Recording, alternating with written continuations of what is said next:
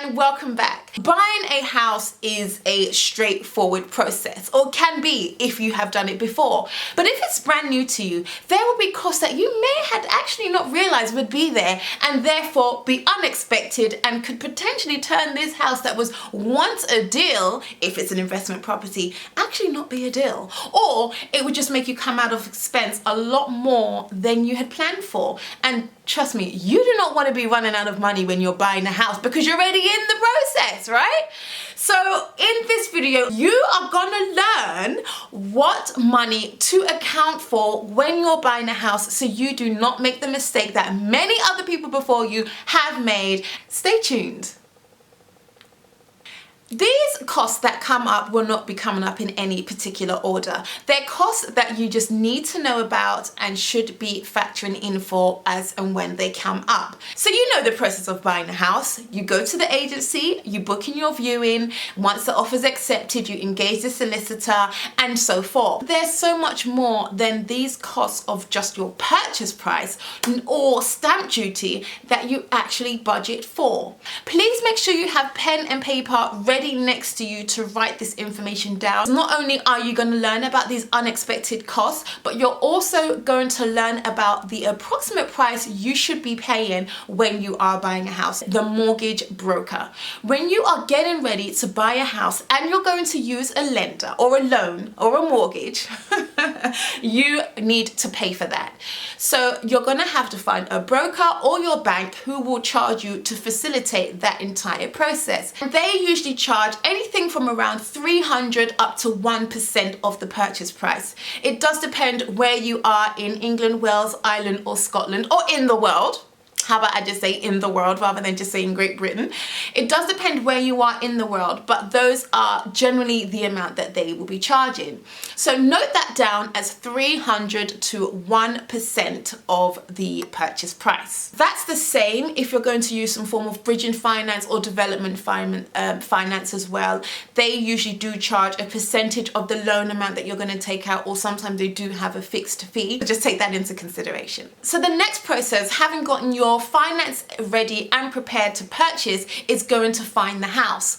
Once you've gone, you found the house, you've done all your viewings, you've agreed a purchase price, then the solicitor will be engaged. The sales of memorandum happens and the whole exchange, and the solicitor then takes all your details and starts that process of conveyancing. Now that comes at a cost. Now it's usually broken down into two. You would have your solicitor's costs, but as well as that they will have all their search fees for that property. But a lot of solicitors just combine it and say this is the amount that you need to pay, and that will cover your searches and their fee at the same time. You'd want to clarify that to make that sure as well, because there's times where you may be charged a certain amount and it does not include your searches, and you're thinking, well, I thought that amount didn't. So just clarify that with your solicitor once you get them on board. The solicitor facilitates the whole purchasing process, and you know, they see through the purchase of the property. Now you would be looking to pay around £500 up to £1,250 depending on what you're buying, the amount of stock, whether it's a portfolio, whether it's a HMO. It does depend on quite a few different things.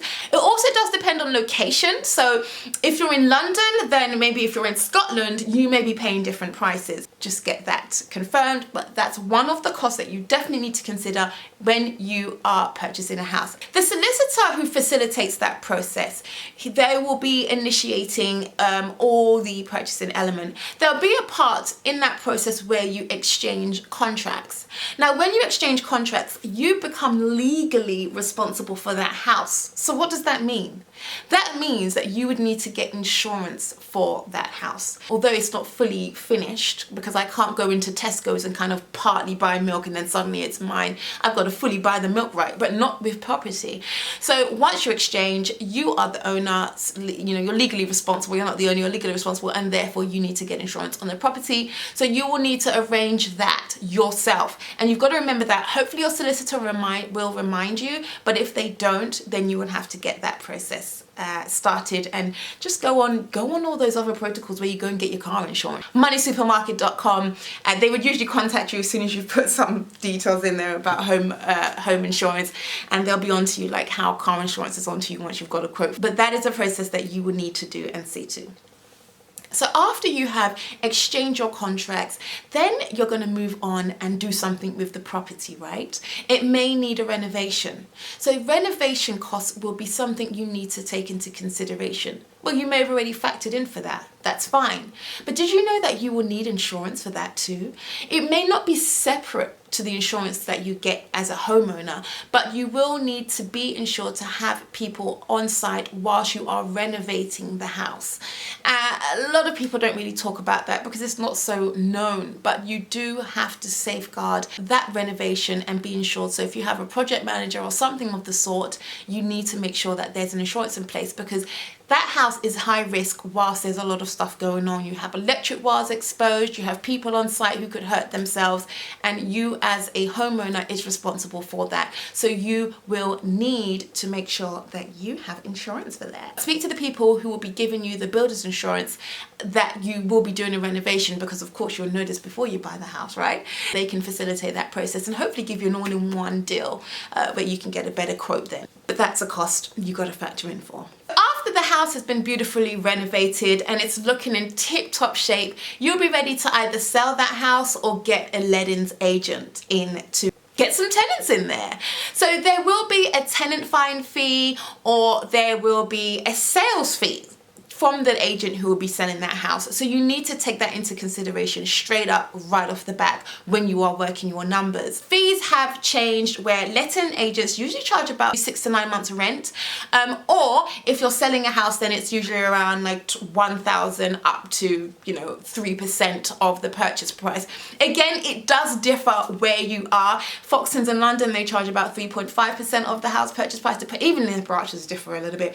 Whereas in Wales, I usually get flat fees of 1,500, 1,800, 1,200. So there are different price ranges, but you would need to have an idea of who you're going to use so you can factor that into your costs when you are working your numbers. Shortly after the completion of the purchase, you have stamp duty to pay. Now currently we're going through a time where there is no stamp duty in Ireland and in the UK. Sorry, in Ireland and in England, up to the amount of 500,000, but that's only up until the end of March 2021. So if you're anywhere else other than England and Ireland, you will be paying stamp duty, and that amount does differ depending on the amount you are purchasing the property for. Typically when you start paying stamp duty, the threshold is from 125,000 and 300,000 if you're a first-time buyer, and then you'll be paying a percentage of that.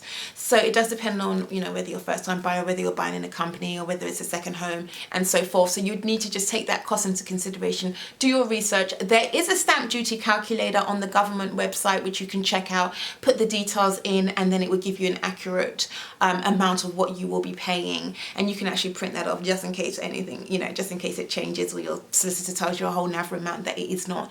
You can just use that as proof. Every landlord will need to be part of some form of property Regis scheme.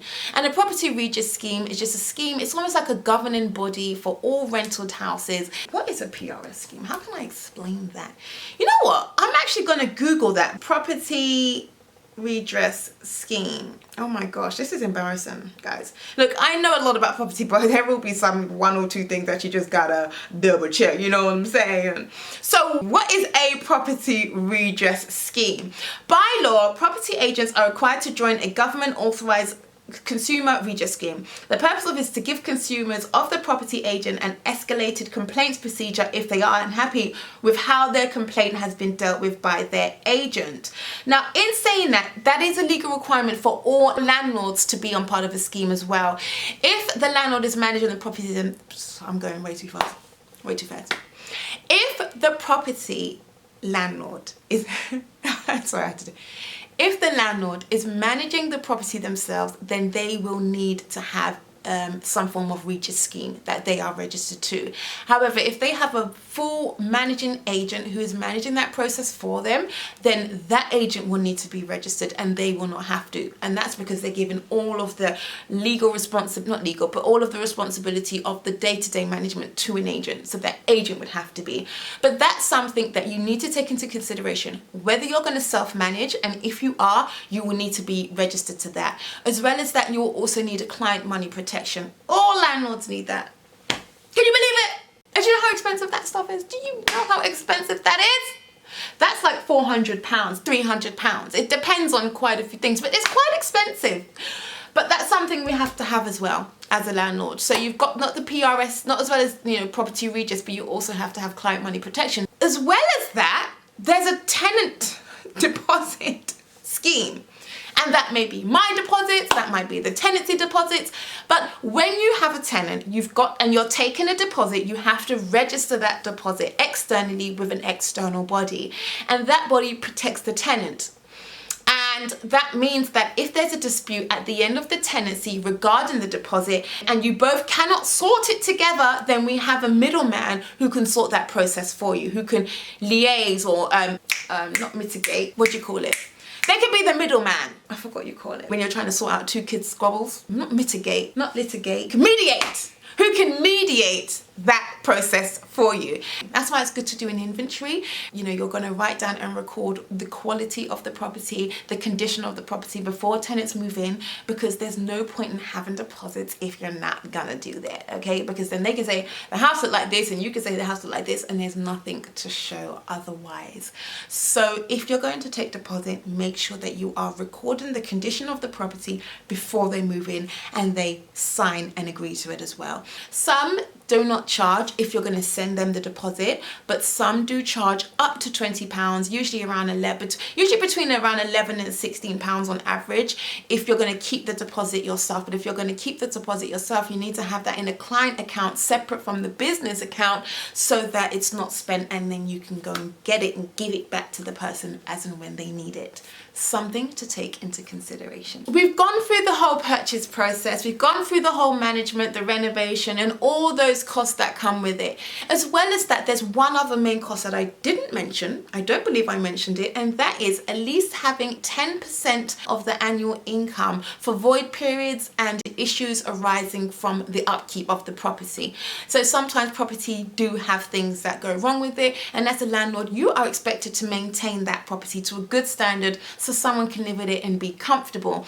Now, in doing that, you are going to have to budget for that because the property is going to cost you money. So we usually say budget 10% for voids and 10% for fitters and fixtures. I usually do 5 and 5 and just put them together. Once you've purchased the house, done it up, spend all this money, and then you want to go for a remortgage, or later on there is a mortgage on it, that or maybe even buy it with a mortgage, you want to be clear on how long it's going to take for you to get that money back out, the money that you've put in. You know, what's going to be your annual yield? What's going to be your return on investment? Those are real things that you really want to know from a realistic point of view. If you like this video, give it a thumbs up. Make sure you stay tuned and hang around for others. There's plenty of videos on this channel. Watch them, check them out, and if you have any questions, comment down below. And I hope you've learned something new in this video because I've been sharing so much with you. Take care, and I see you in another video. Bye.